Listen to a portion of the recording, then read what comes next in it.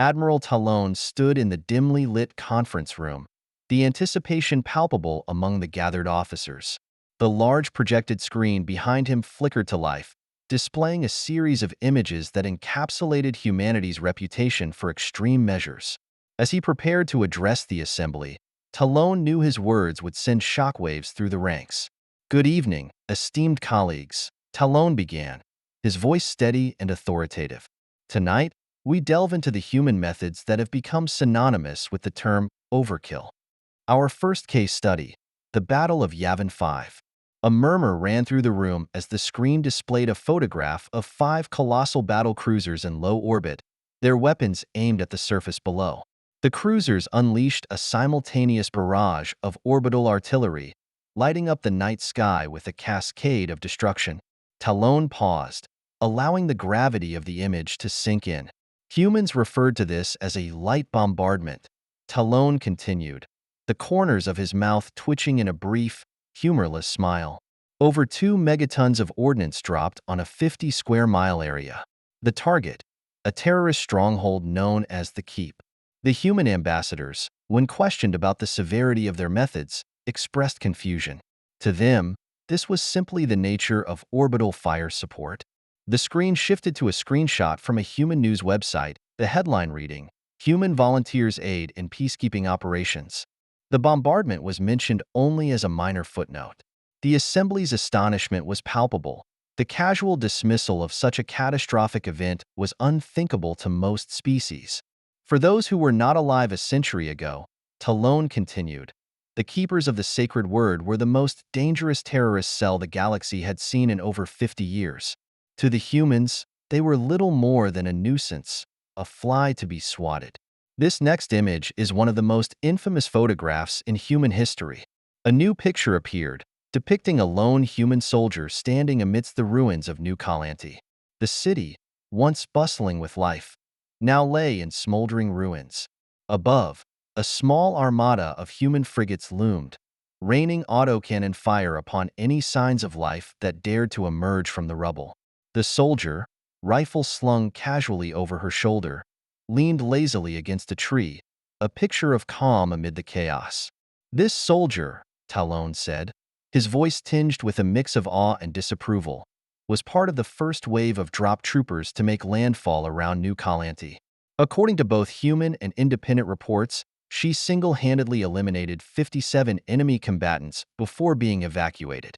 Shortly after this photo was taken, the entire city and a 200-mile radius around it were turned to glass by nuclear warheads. Gasps echoed through the room. The screen then showed a human lawyer standing in a courtroom, confident and poised. Talon explained how the Galactic Council had attempted to try humanity for war crimes, only for the trial to be dismissed swiftly. The lawyer had presented 2 critical points. First, the Galactic Council had specifically requested human intervention to deal with the Channon issue. Second, several deadly viruses had been released from New Calante's biological research facility in an attempt to repel the human forces.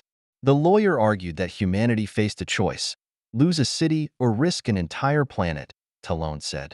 They chose to destroy the city to prevent a greater catastrophe. Talon took a sip of water, allowing his audience a moment to absorb the information. "I'd like to remind all of you that humans glassed New Calante as a concession. Initially, they proposed glassing the entire continent and quarantining every system within a 15-light-year radius to prevent the spread of the virus. To human command, this was not overkill. It was merely a prudent measure." A young officer raised her hand, visibly shaken. If a 15-light-year quarantine wasn't considered overkill, she stammered, "What was?" Talon chuckled softly, changing the slide. "If only we knew." The room erupted into whispers of disbelief. Talon scanned the crowd, his expression somber. A 100-light-year quarantine was proposed as a reasonable course of action. Stunned silence fell over the assembly. Talon continued, his tone grave. "This serves as a stark reminder to the galaxy. Humanity's measures, deemed ludicrous by others, are seen as reasonable and necessary by them. As we delve further into their actions, we must understand that what seems like overkill to us is merely business as usual for humanity." With that, Talon moved to the next chapter of his presentation, the audience now fully aware of the terrifying efficiency and calculated ruthlessness that characterized human military doctrine. Admiral Talon stood before the captivated audience, the weight of his previous revelations still heavy in the room. He knew the next chapter of his presentation would be even more shocking. With a deep breath, he continued, "Let us now turn our attention to the New Kalanti incident," Talon began. "An event that showcases the extremes humanity is willing to go to in the name of containment and eradication of threats." The screen flickered, displaying a haunting image of New Kalanti before its destruction. It had been a thriving metropolis, a hub of culture and commerce. Now, it was but a memory. The next image was starkly different, a desolate, smoldering landscape where a vibrant city once stood. A lone human soldier, her silhouette stark against the devastation, leaned nonchalantly against a tree. Her calm demeanor was a chilling contrast to the chaos surrounding her. This photograph, Talon explained, has become infamous. It captures a human drop trooper during the aftermath of the first wave of their assault. This soldier alone accounted for 57 enemy combatants before being extracted. The room was silent, the officers' faces reflecting a mix of disbelief and horror. Talon continued, his voice steady. New Kalanti was a stronghold for the Keepers of the Sacred Word, a terrorist faction notorious for their biological warfare. When humanity was called upon to neutralize this threat, they did so with brutal efficiency. A video clip began to play, showing the initial stages of the human assault. Drop ships descended from the skies, deploying waves of soldiers. The camera followed one particular trooper, the woman from the photograph, moving with lethal precision through the battlefield. Explosions and gunfire filled the air, but she remained unflinching, methodically eliminating her targets. Despite the overwhelming destruction, Talon narrated, the human forces remained undeterred. This soldier, emblematic of their resolve, exemplifies their approach to warfare. Relentless, calculated, and thorough. The video ended, and the screen now displayed a series of maps and charts. Talon pointed to the highlighted area, a 200-mile radius around New Kalanti that had been subjected to nuclear bombardment. Following the initial assault, Talon said, human command decided that conventional methods were insufficient. To prevent any chance of biological contamination spreading, they deployed nuclear warheads, effectively turning the entire region into glass. Gasps and murmurs of shock filled the room. Talon raised his hand for silence. This decision was not made lightly. The human authorities were aware of the potential consequences, but to them, the risk of a biological outbreak was far greater. The screen shifted to a courtroom scene, a human lawyer standing confidently before a panel of judges. Talon explained how the Galactic Council had attempted to prosecute humanity for war crimes following the New Kalanti incident. The trial was dismissed almost immediately, Talon stated. The human lawyer presented two crucial points. First, the Galactic Council had explicitly requested human intervention in the Channon issue. Second, during the conflict, several deadly viruses were released from the New Kalanti Biological Research Facility in an attempt to drive off the human forces. A clip of the trial played, showing the lawyer's compelling arguments. Humanity faced a stark choice, the lawyer argued. Allow a city to fall or risk the annihilation of an entire planet. They chose the lesser of two evils, destroying New Kalanti to prevent a greater catastrophe. Talon paused, letting the significance of the lawyer's words sink in. This was not a decision driven by malice but by necessity. Humanity's actions, while extreme, were calculated to ensure the broader safety of the galaxy. The screen displayed a satellite image of the New Kalanti region post-bombardment, an expanse of smooth, glassy terrain, devoid of life. Talon addressed the audience, his tone somber. Humanity's readiness to use such measures is a testament to their pragmatic, if ruthless, approach to warfare. To them, the end always justifies the means, especially when faced with existential threats. A young officer raised her hand, her voice trembling. Admiral, if this is how humans respond to a single city, what measures might they take against larger threats? Talon nodded, his expression grave. That, Lieutenant, is a question we must all ponder. Humanity's capacity for destruction is matched only by their determination to survive and protect. Their willingness to employ extreme measures is not a reflection of their cruelty, but of their relentless drive to preserve their species and their allies. The room fell silent, the weight of Talon's words settling heavily on everyone present. The image of New Colante's glassed ruins remained on the screen, a stark reminder of the lengths to which humanity would go in their quest for security and survival. Remember this lesson, Talon concluded. In the calculus of human strategy, overkill is merely a tool, a means to an end. And as allies, we must understand that their methods, however extreme, are born from a necessity we may never fully grasp. With that, Talon prepared to move on to the next chapter of his briefing, leaving his audience to grapple with the profound implications of the New Colante incident. The tension in the room was palpable as Admiral Talon transitioned to the next part of his presentation. The Galactic Council's attempt to hold humanity accountable for their actions at New Colante had been a pivotal moment in interstellar relations, and Talon knew that recounting it would be just as crucial. Following the events at New Colante, Talon began. The Galactic Council moved swiftly to put humanity on trial for what they deemed to be war crimes. The severity of their response and the sheer scale of destruction had left many species questioning the ethics and morality of our human allies. The screen behind him shifted to display the grand courtroom of the Galactic Council.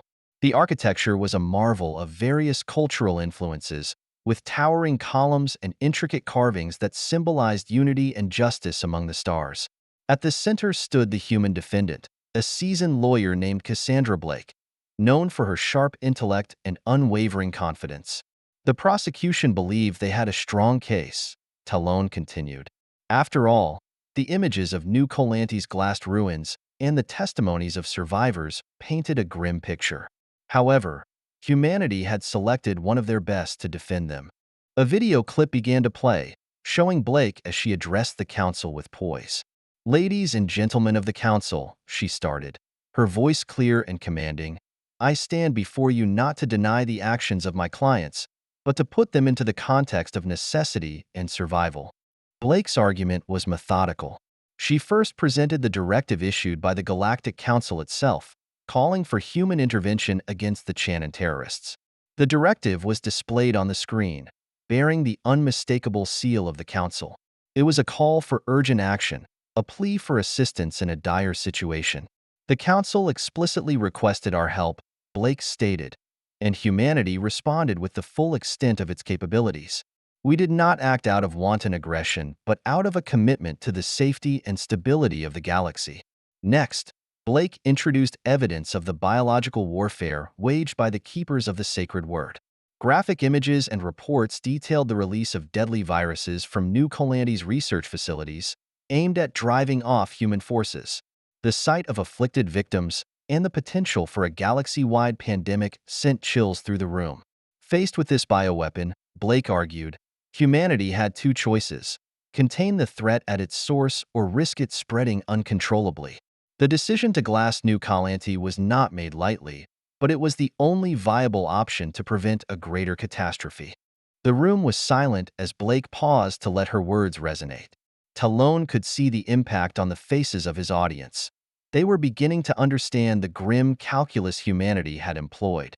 Blake then shifted her focus to the legal precedents of wartime actions and emergency measures.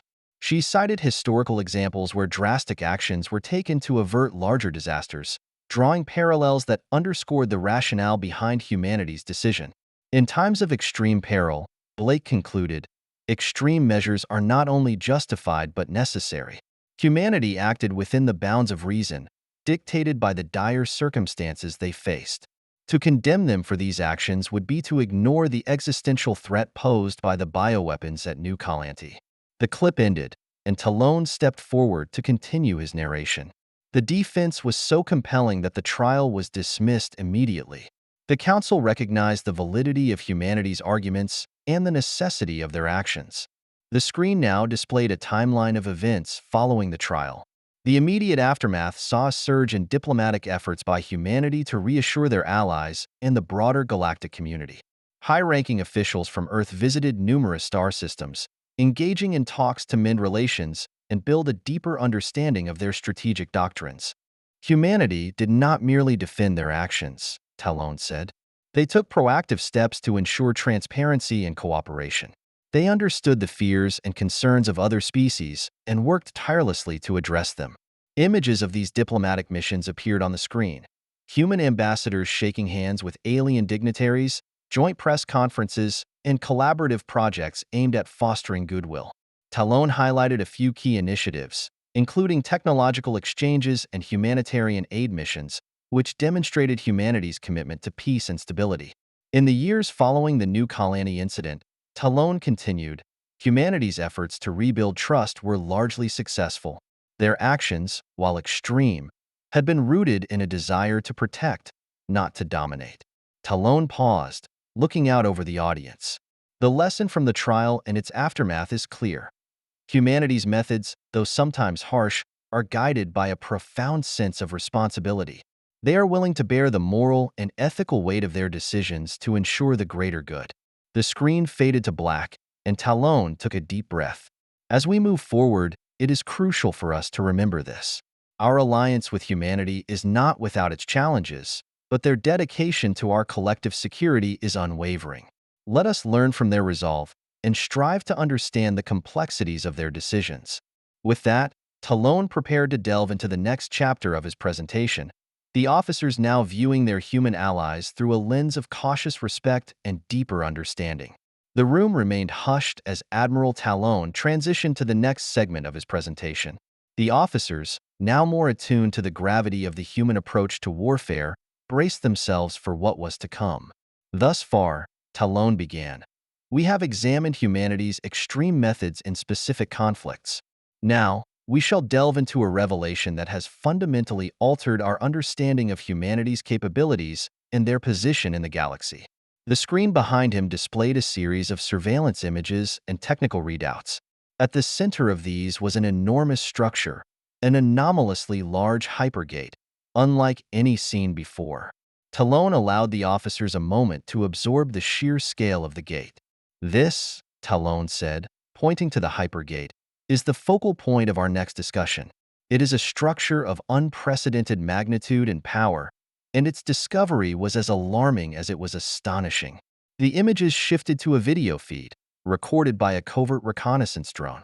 The footage showed a vast assembly of human warships, thousands of them, gathered near the hypergate. The ships were organized in precise formations, their hulls gleaming under the distant starlight. As you can see, Talon narrated, this was no ordinary fleet. 11,127 human warships, to be exact. An armada of this size is unparalleled in recorded history. The video continued, showing the hypergate beginning to activate. A low hum resonated through the speakers, growing in intensity. The star around which the hypergate orbited started to dim, its energy being siphoned into the gate. The hypergate's activation sequence was captured in full, Talon said. What you are about to witness is nothing short of monumental. The drone's camera zoomed in on the hypergate as its central aperture flared with light. A portal of swirling energy formed, and the star continued to darken. The footage showed the star's light being drawn into the gate, the process converting vast amounts of stellar energy into the creation of the portal. Initial diagnostics, Talon explained, confirmed that the hypergate was connecting to a galaxy beyond our own. Further analysis indicated that this was not a simple interstellar jump, but an intergalactic one. The video paused, and the screen displayed a diagram of the energy flows and gravitational distortions involved. The officers murmured among themselves, the implications dawning on them. Connecting to another galaxy, Talon continued, is an achievement that defies our current understanding of hypergate technology. It requires not only immense power but also a profound grasp of spatial mechanics and quantum physics. The next segment of the video resumed, showing a transmission intercepted from the human fleet. The dialogue, translated and captioned, was between two senior officers aboard a command ship. Have you ever seen a battle group this large? One officer asked, their voice tinged with awe. Only in history books, the second officer replied. The hypergate's activation reached its peak, the portal stabilizing into a shimmering window through which the darkness of another galaxy could be glimpsed. Zoom in on that. the first officer commanded. "That can't be right." "I've run the diagnostics twice," the second officer confirmed. "What we're seeing is real. The gate is connected to another galaxy." The video ended, leaving the room in stunned silence. Talon stepped forward, his expression grave. The implications of this discovery are profound. Humanity is not just an interstellar power. They are an intergalactic one. The screen displayed maps highlighting regions of space under human influence. Further intelligence gathering reveals that humanity exerts control over at least 27 galaxies. They have a presence in no fewer than 1,722 galaxies, and some estimates place their influence in over 10,000. A series of images flashed on the screen: galactic megastructures, superfleets, colossal corporate headquarters, and political summits. Each image underscored the vastness of human reach and their intricate network of control and influence. "What we are dealing with," Talon said, "is a Type 3 civilization on the Kardashev scale, a civilization capable of harnessing the energy of entire galaxies. To them, a quarantine of 100 light-years is a mere inconvenience, a drop in the cosmic ocean." The room remained silent, the weight of Talon's words pressing down on everyone. The Hypergate revelation serves as a stark reminder of humanity's capabilities and their strategic depth. Their actions, often perceived as overkill, are part of a broader context that we are only beginning to comprehend. A young officer, barely able to contain his anxiety, raised his hand. "Admiral, if humanity controls such vast territories, what does that mean for us? Are we merely pawns in their grand design?" Talon considered the question carefully before responding. "We are allies, and humanity has shown time and again their willingness to support and protect those alliances. However, it is crucial for us to understand the full extent of their power and the rationale behind their actions. They operate on a scale and with a perspective that far exceeds our own." He looked around the room, meeting the eyes of each officer. "Our task is not to fear humanity, but to learn from them. Their strategic doctrines, their technological advancements, and their ability to navigate intergalactic challenges offer invaluable lessons. We must engage with them from a position of respect and understanding." The screen went dark, signaling the end of this chapter. Talon took a deep breath, preparing to delve into the final segment of his presentation. The officers, now more aware of the monumental scope of human capabilities, braced themselves for the ultimate revelations yet to come. Admiral Talon stood before the gathered officers, the weight of the preceding revelations still hanging heavily in the air. The presentation had already unveiled the sheer scale of humanity's power and the lengths they would go to ensure the safety of the galaxy. Now, it was time to discuss the most staggering and terrifying aspect of human military capability: the quasar weapon. As we delve deeper into humanity's military doctrine, Talon began. "We encounter their ultimate solution for threats that defy conventional responses. This weapon is reserved for scenarios where even humanity's considerable arsenal is insufficient. It is a testament to their strategic ingenuity and their willingness to wield the power of the cosmos itself." The screen flickered to life, displaying a quasar, a supermassive black hole with jets of energy spewing from its poles. The sheer energy output of such an astronomical entity was almost beyond comprehension. The image zoomed in, showing a massive construct orbiting the quasar, harnessing its incredible power. "This," Talon said, pointing to the structure, "is the quasar weapon.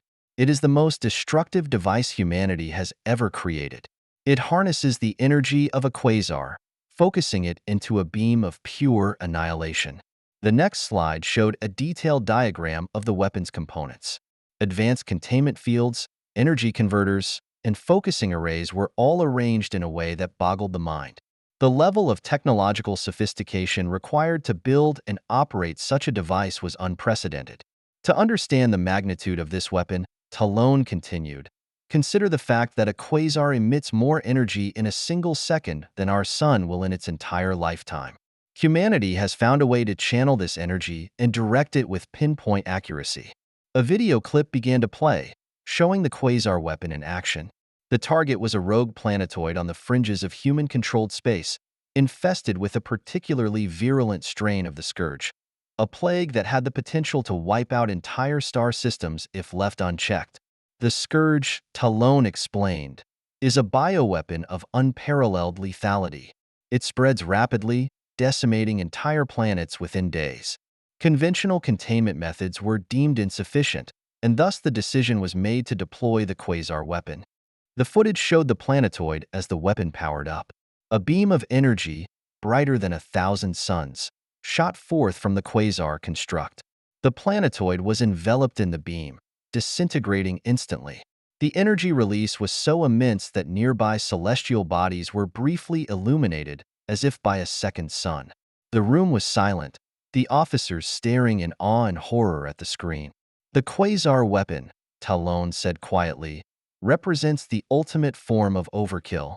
It is a solution reserved for threats that could otherwise annihilate entire galaxies.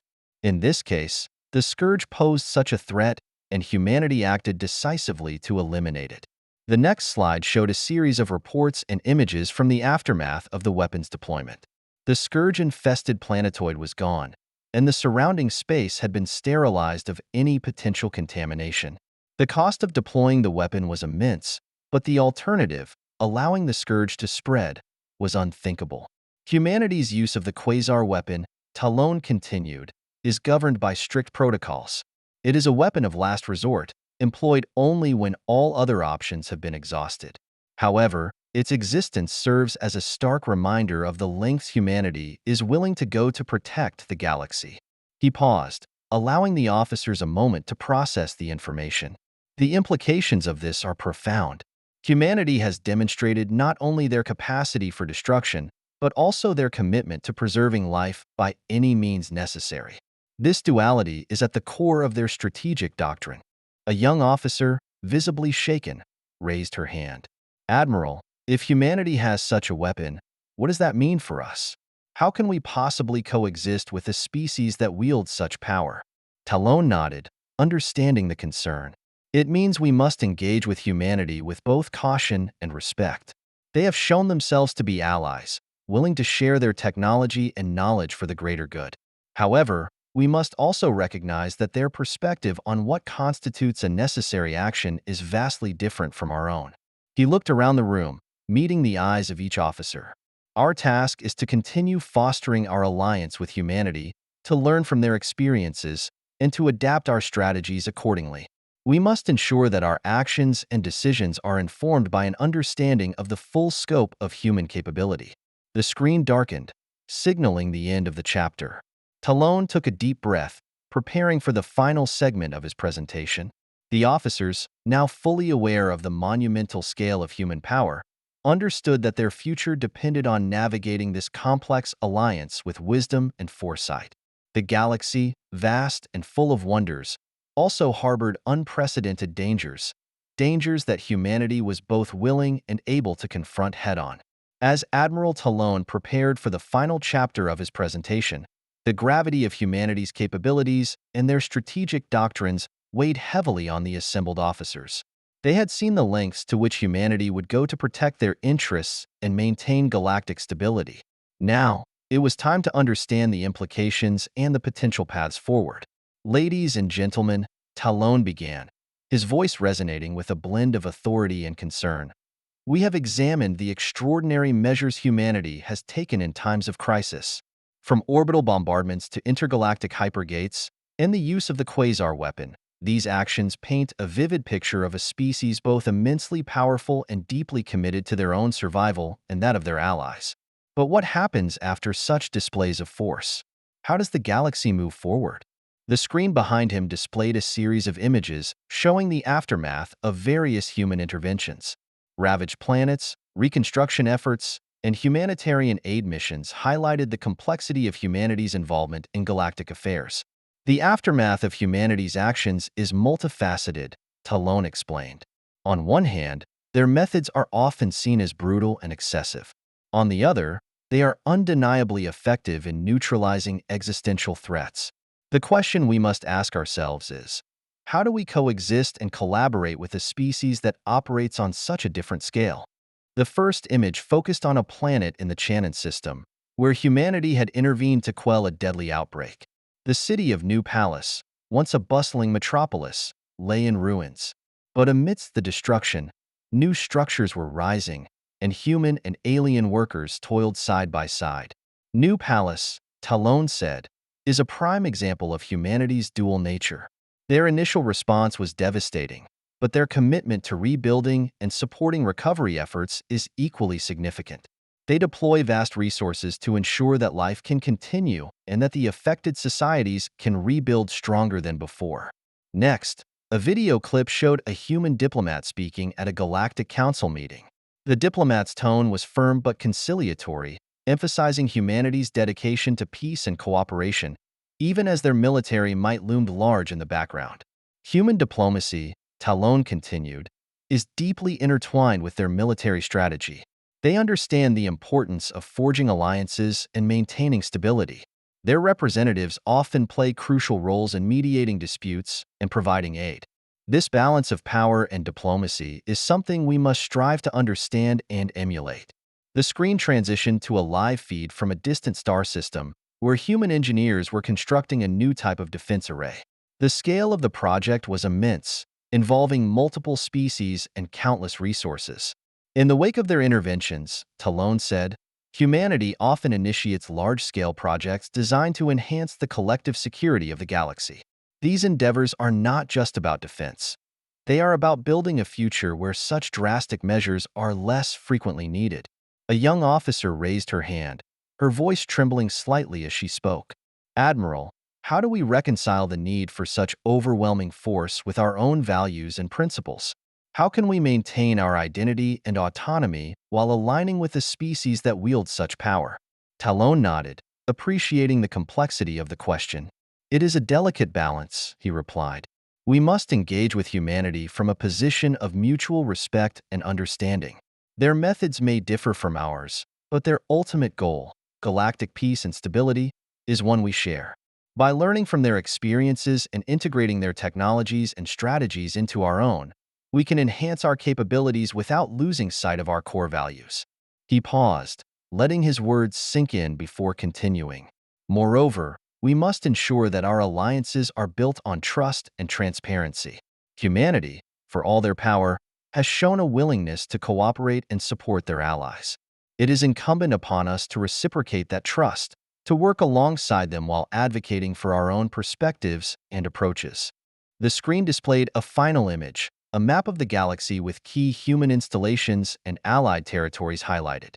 Our path forward, Talon concluded, is one of collaboration and adaptation. We must embrace the opportunities presented by our alliance with humanity while remaining vigilant and proactive in our own right. The future of the galaxy depends on our ability to navigate this intricate relationship, to learn from our allies, and to forge a collective security framework that benefits all. The room was silent, the officers deep in thought as they processed the enormity of the challenges and opportunities ahead. Admiral Talon looked around, his eyes meeting those of each officer, instilling a sense of purpose and resolve. Remember, he said, his voice steady and resolute, overkill for humanity is often a necessity dictated by circumstances beyond our immediate comprehension. It is our duty to understand those circumstances, to prepare ourselves accordingly, and to ensure that we can stand shoulder to shoulder with our human allies in defense of our galaxy. Together, we are stronger, and together, we will face whatever challenges lie ahead. With that, the presentation ended, leaving the officers with a renewed sense of duty and a clear understanding of the path forward. The alliance with humanity was not without its complexities, but it was a path that promised a future of unprecedented security and cooperation. The officers remained seated in the dimly lit conference room, their minds whirling with the information they had just absorbed. Admiral Talon knew that the true test of their understanding and resolve was only beginning. It was one thing to be informed of humanity's overwhelming power. It was another to adapt and thrive in a galaxy where such power existed. As we move forward, Talon began, his voice cutting through the silence, we must come to terms with the reality that our understanding of military and diplomatic strategy needs to evolve. The presence of humanity in our galaxy changes everything, and we must embrace this new paradigm with both caution and opportunity in mind. The screen behind him flickered to life again, displaying a series of key initiatives and strategic partnerships that had been forged with humanity over the past decade. These included joint research stations, shared intelligence networks, and cooperative defense protocols. Our first priority, Talon continued, is to deepen our strategic partnerships with humanity. These alliances are not merely for our protection, but for mutual benefit. Joint research initiatives, such as the development of advanced shield technology and faster-than-light communication systems, have already yielded significant advancements. By continuing to invest in these collaborative efforts, we can ensure that our technological capabilities remain cutting-edge.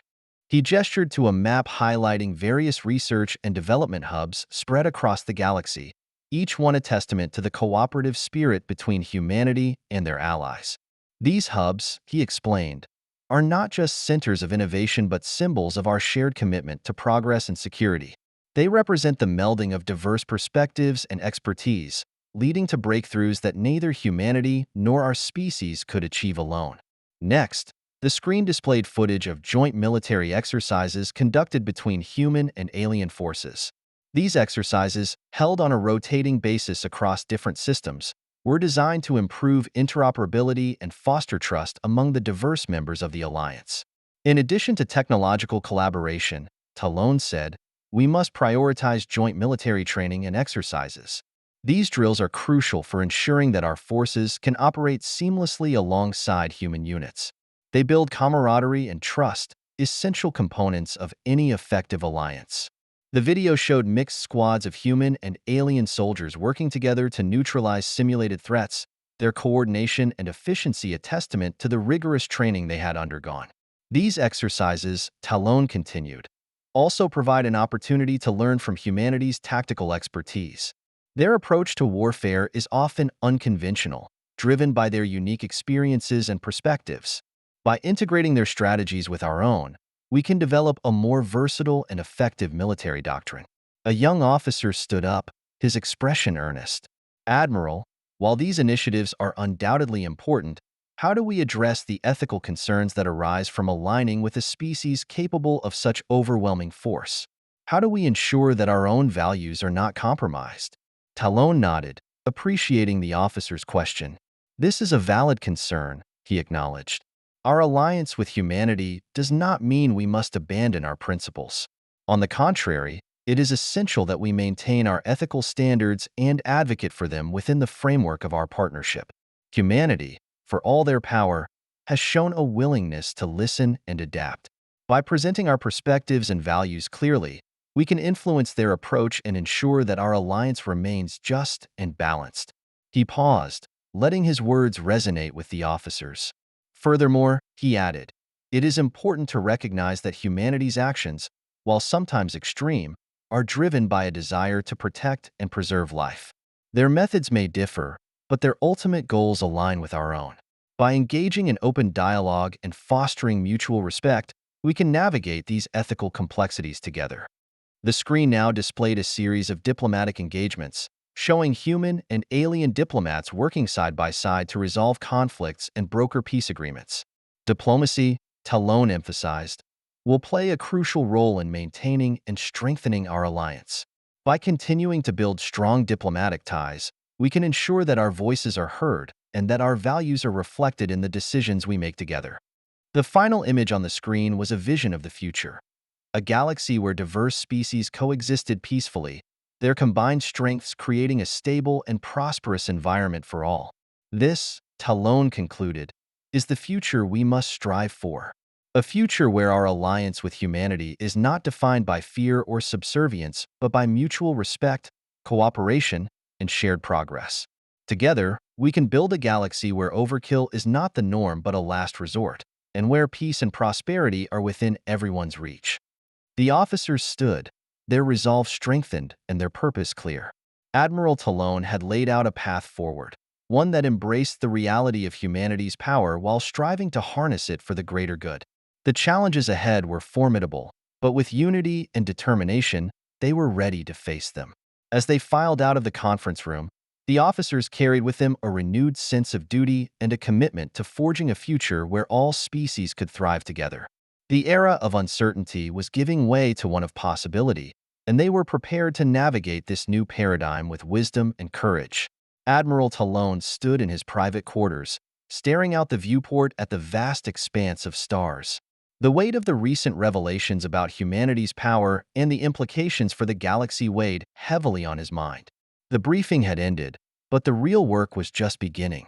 The alliance with humanity, while promising, required careful navigation and strategic foresight. The door to his quarters chimed, breaking his reverie. "Enter," he called, turning to see Commander Rhea step inside. Her expression was a mix of determination and concern. "Admiral, I wanted to discuss our next steps," she said, taking a seat across from him. "The officers are on board with your vision, but there's a lot of uncertainty. We need a clear plan to move forward." Talon nodded, appreciating her directness. "You're right, Commander. We've outlined the broad strokes, but now it's time to get into the specifics. We need to establish concrete initiatives and timelines. The first step is to solidify our diplomatic and military cooperation with humanity." He activated a holographic display on the table between them, bringing up a detailed map of the galaxy. Key human and allied installations were highlighted, along with several potential hotspots where conflict or instability could arise. "Our immediate priority," Talon began, "is to enhance our joint military capabilities. We need to conduct more frequent and comprehensive exercises with human forces. This will ensure that our troops are prepared to operate seamlessly together in any situation." Rhea nodded, her fingers dancing over her tablet as she took notes. "Agreed, Admiral. We should also focus on integrating our command structures. Joint command centers and key systems would facilitate better coordination and faster response times." "Exactly," Talon said. "We also need to address the technological disparity. While our alliance has led to significant advancements, we must continue to push the boundaries. Joint research initiatives are crucial, but we must ensure that all allies benefit equally from these breakthroughs." He brought up a list of ongoing and proposed research projects, ranging from advanced propulsion systems to new medical technologies. These projects will not only enhance our defensive capabilities, but also improve the quality of life for all species involved. We need to ensure that the benefits of our alliance are felt across the galaxy. Rhea's eyes sparkled with determination. "I'll make sure our scientific community is fully engaged, Admiral. We'll set up regular exchanges and collaborative workshops to maximize our collective potential." Talon leaned back, considering the next critical component of their strategy. Diplomacy is just as important as military and technological cooperation. We need to build stronger political ties with humanity and other allied species. This means regular summits, cultural exchanges, and economic partnerships. The holographic display shifted to show a calendar of proposed diplomatic events. "We need to host a major summit within the next 6 months," Talon continued. "This will be an opportunity for leaders from across the galaxy to come together, discuss our shared goals, and forge stronger bonds." Rhea smiled. "A grand summit would certainly reinforce our commitment to this alliance. It would also provide a platform to address any concerns and demonstrate the benefits of our cooperation." Talon's expression grew serious. "There is one more thing, Commander. We need to address the potential threats that could undermine our alliance. There are factions within our own ranks and among other species who view humanity with suspicion and fear. We must be vigilant and proactive in countering misinformation and building trust." He brought up intelligence reports highlighting potential sources of dissent. "We need a comprehensive strategy to engage with these groups, address their concerns, and demonstrate the tangible benefits of our alliance. This might involve targeted aid, educational programs, or even direct dialogue."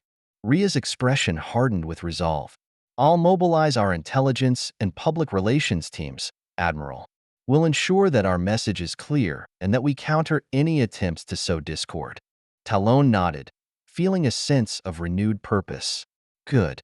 We have a challenging road ahead, but I believe in our ability to navigate it successfully. Together with our human allies, we can build a galaxy that is safer, more prosperous, and united." As Rhea stood to leave, Talon rose as well, extending his hand. "Thank you, Commander. Your dedication and insight are invaluable. Let's get to work." She shook his hand firmly, her eyes reflecting his determination. For the future of the galaxy, Admiral. As the door closed behind her, Talon returned to the viewport. The stars seemed a little brighter now, the path ahead a bit clearer. The alliance with humanity was a formidable challenge, but it also held the promise of a future where peace and progress were within reach for all.